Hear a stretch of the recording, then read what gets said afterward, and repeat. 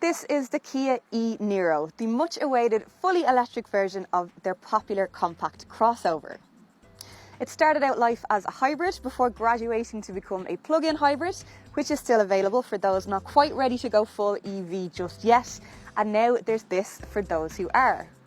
And the reason this one in particular might tempt more people to do just that is its very impressive 455 kilometre range.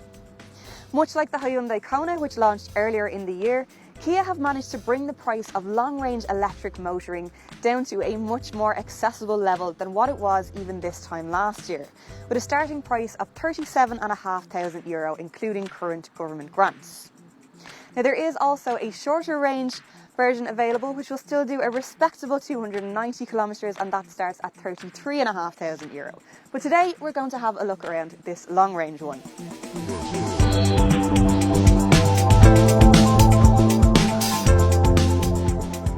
One of the e-Niro's strongest points is the space you get on board, and boot space is pretty much best in class for an electric car once you take premium competitors like Jag, Audi and Tesla, which cost more than double the price, out of the equation. At 451 litres, it beats all of these more mainstream competitors, making it one of the most realistic and practical options for families looking to make the switch to electric. Not only is it a very generous size, it's also quite practically shaped with some handy hidden storage. You've got a retractable parcel shelf, which is also quite easy to remove when it's not in use. These back seats will fold nice and flat too. Now, the only thing noticeable in their absence is shopping bag hooks. What is that about, Kia? That is probably the only thing that stops this boot scoring the full 10 out of 10.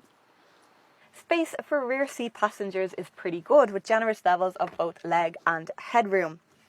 That's my driving position. Now, granted, I am only 5'6", but I reckon even a 6-footer would be pretty comfortable back here. You've also got a pull-down centre armrest, complete with cup holders, and a middle seat that is usable, but probably still best suited to children because it's not that wide back here. Now, there are no USB ports in the rear, which is a bit of a shame because they can be handy for kids charging gadgets and stuff to keep them occupied on a longer journey. But maybe you'd rather they read a book instead, and if so, at least they'll have somewhere to put them with these handy door pockets. The cabin is much calmer and a bit more basic than what you'll find in the e-Soul, which we also reviewed recently, although still very typically Kia in its no-frills functionality. It's finished in a sort of dark grey material, which we assume was intended to be a bit more interesting than black, but it's not really. And I have to say, I much prefer the bright interior of the Nissan Leaf or the plug-in hybrid Niro. Nevertheless, it is nice and simple to find your way around. One of the only clues to its electric powertrain in here is this twisty dial, which acts as a gear selector. And storage down here is very good as a result of that. You've got some cup holders in here, some more storage down here, another space under here to stash your bits, and a handy tray to store your phone. And yes, 2 USB ports up here at least, one used solely for charging and then one used to connect your phone to the infotainment via Apple CarPlay or Android Auto. And that is standard on the e-Niro, as is wireless phone charging, sat-nav and a reversing camera. Now, there's just the one trim level available in Ireland at the moment, and while it is quite generously equipped for the most part with things like heated seats and a heated steering wheel and lots of driver assisting safety features like smart cruise control and lane keep assist, there are a couple of little things again noticeable in their absence, like LED headlights, front parking sensors and a head-up display, which would be nice to see in future versions down the line. This screen is also not as big as the 10.5-inch one you'll find in the e-Soul, and the system probably not as sophisticated, although it still will give you plenty of useful information like where your nearest charging point is and what percentage battery life that you've got left, as well as all the other vitals like your tunes and infotainment. As always, I'm also delighted to see physical dials for the aircon and volume controls, which I always just find a little bit handier to use on the move.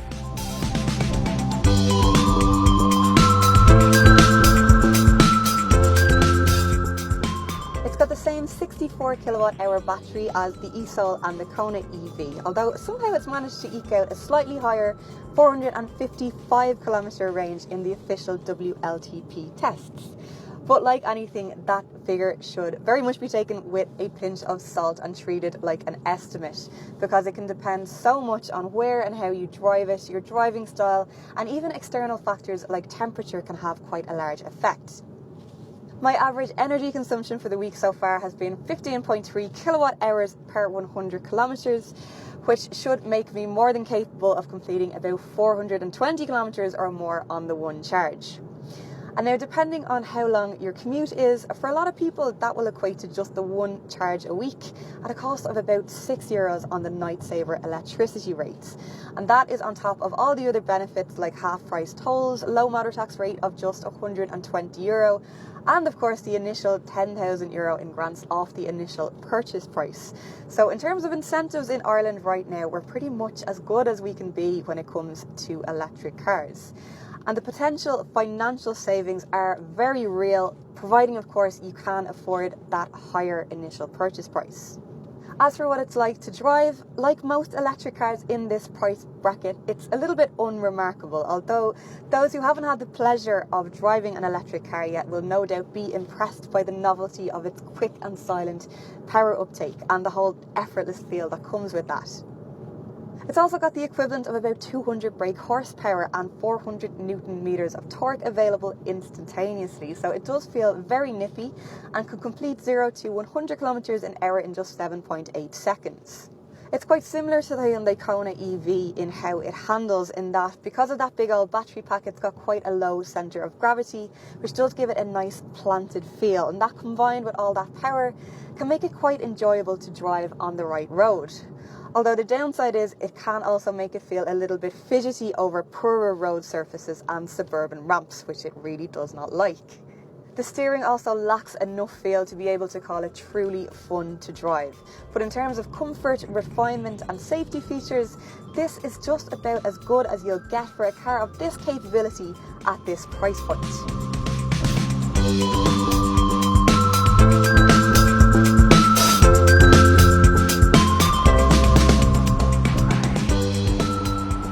The e-Niro is a highly impressive package with more space and tech and range than almost anything out there in the market at the moment in this price range. Save for its own little brother in the e-Soul, although some would argue that that has a face only a mother could love. With its safe looks and impressive credentials, this one is probably going to appeal to a much wider audience. But would the e-Niro be enough to convince you to finally make the move to electric? And if not, then what would? Please do let us know what you think in the comment section below. Like and share if you enjoyed the video, and if you'd like to see more like it, please hit subscribe.